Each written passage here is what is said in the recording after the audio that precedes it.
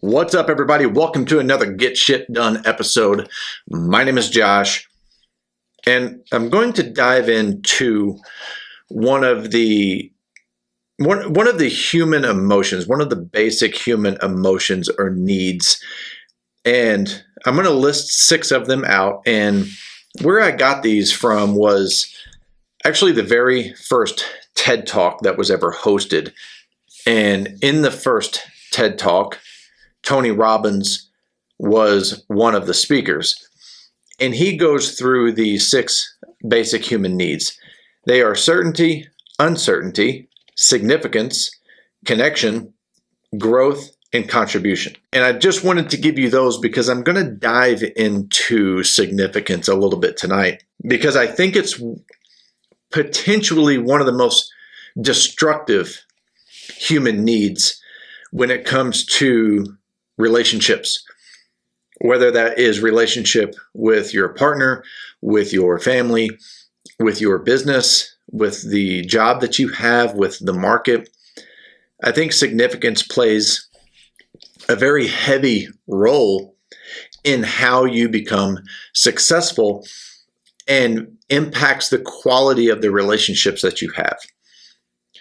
Significance, as its definition, is really just to the quality of being important or having influence. And significance really shows up, as all of these do, by the way, but significance really shows up in behavior and behavior patterns. And I think significance is one of those emotions that shapes our behavior. Now, there are positive sides of significance, and I'm going to give you an example. One of my best friends is a firefighter, and what he does and the role that he plays and the role that he plays with his fellow firefighters is very significant. There are opportunities where life and death is on the line, and the decisions that they make, their behaviors, their preparation, their discipline really contributes to the significance of their job, and ultimately can be the significance of the life or death of another individual. So there are positive sides of significance, but I'm going to kind of go down and try to shed some light on the dark side of significance. By shaping behavior, you can really tell how people are driven by significance. Again, certainty, uncertainty, significance, connection, growth, and contribution.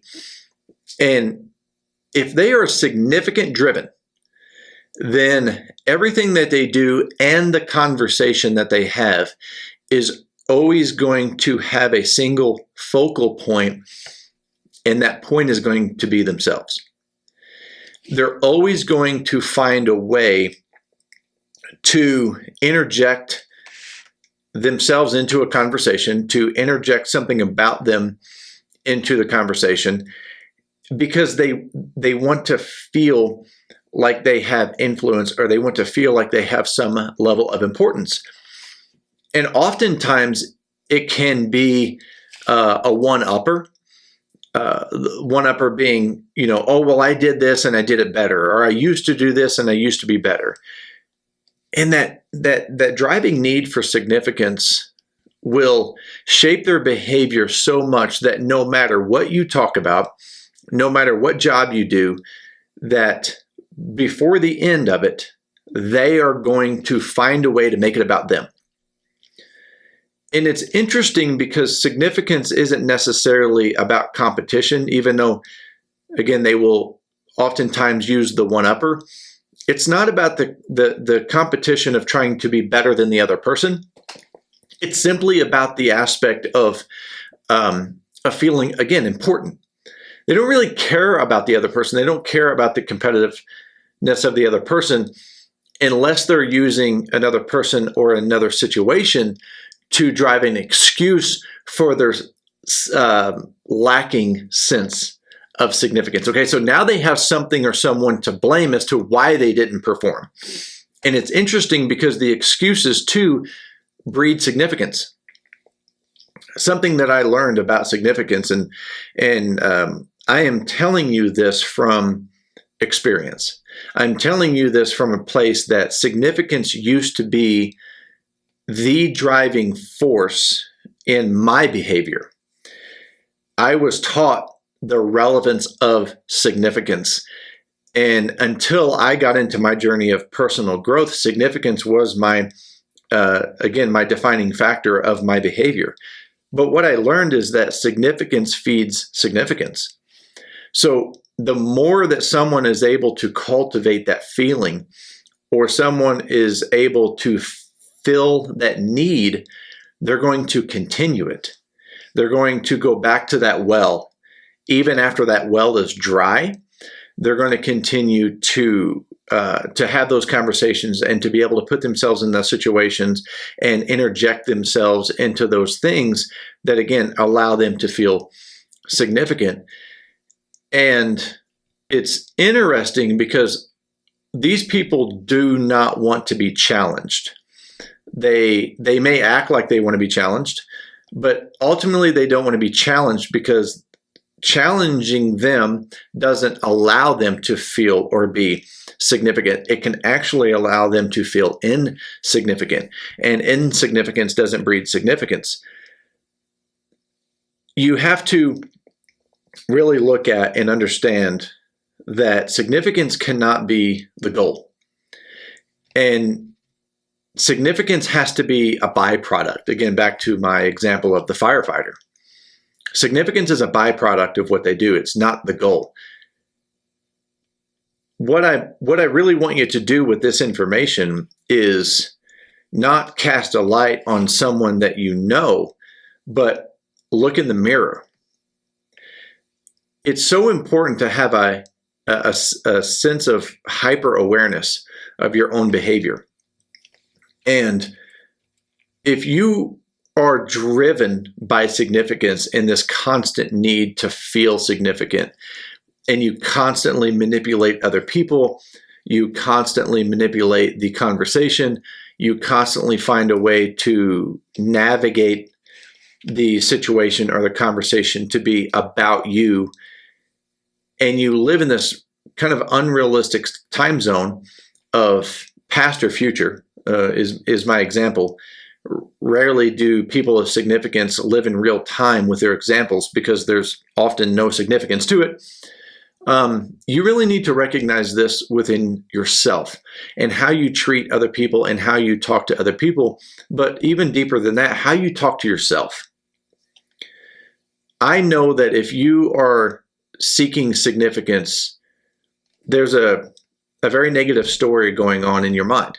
The story that you tell yourself, the internal narrative that you have, because it's telling you that you're not good enough. It also tells me that you don't have people in your corner that are challenging yet supportive, that are helping you achieve success, people that want to see you win. Instead, often you have allowed yourself to be confined to a situation or situations that breed your significance, but not success.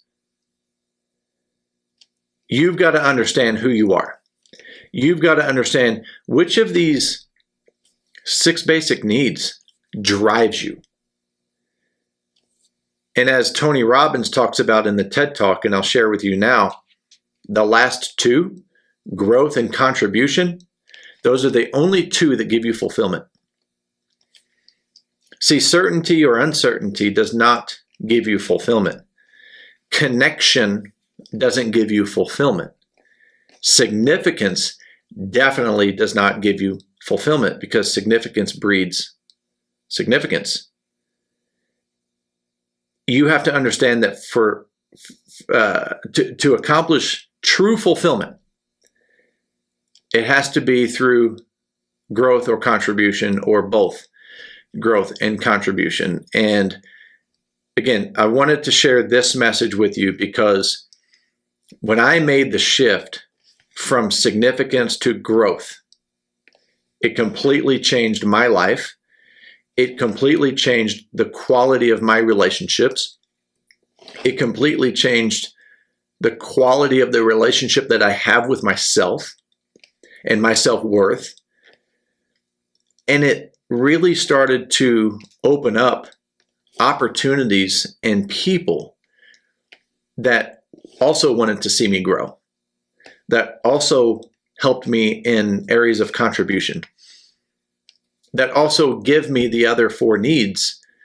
But making that shift from significance to growth was maybe the single greatest action that I took on my journey of self-growth. So I know what is on the other side. Be aware, be hyper aware, and understand how you treat people, how you treat yourself, and how often you seek significance. Guys, till next time, get shit done.